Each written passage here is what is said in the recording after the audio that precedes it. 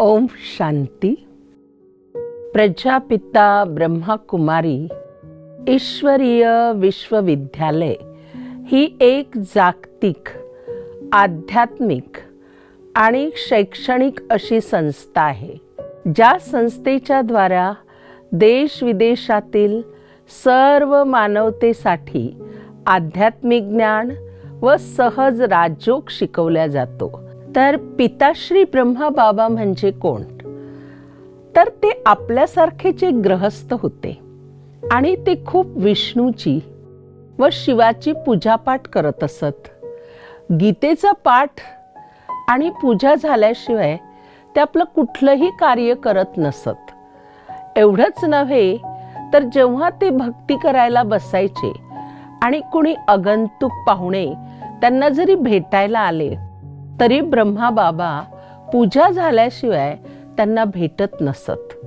एवढी त्यांच्यामध्ये देवतांची भक्ती किंवा पूजापाठ ह्याला महत्त्व दिलं होतं. असं म्हटलं जाते, जीवनात मर्यादा आणि नियम ही खरं मानव जीवनाची एक शोभाच आहे आणि ती शोभा त्यांनी त्यांच्या जीवनाद्वारा अनेकांना शिकवली होती. ते गीतेचं पठण करत असत.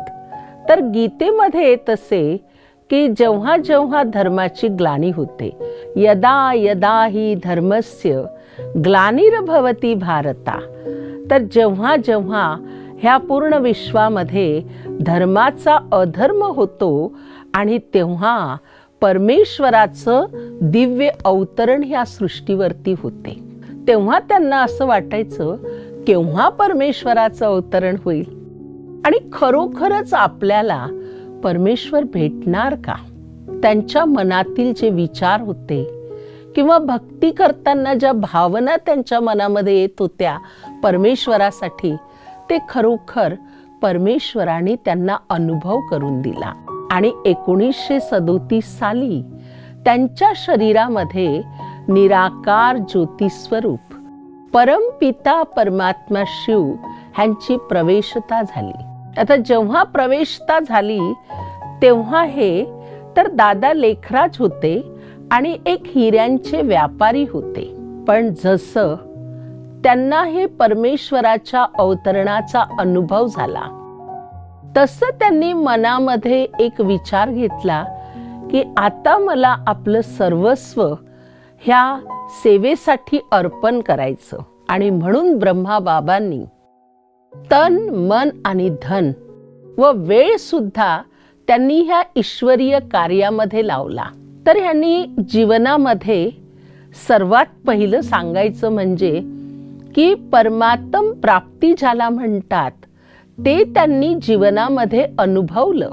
आज आपण म्हणतो ईश्वर कुठे आहे, ईश्वराला आपण बघत असतो किंवा ईश्वर प्राप्तीसाठी आपण यज्ञ, तप, जप, दान, पुण्य अनेक प्रकारची भक्तीही करत असतो.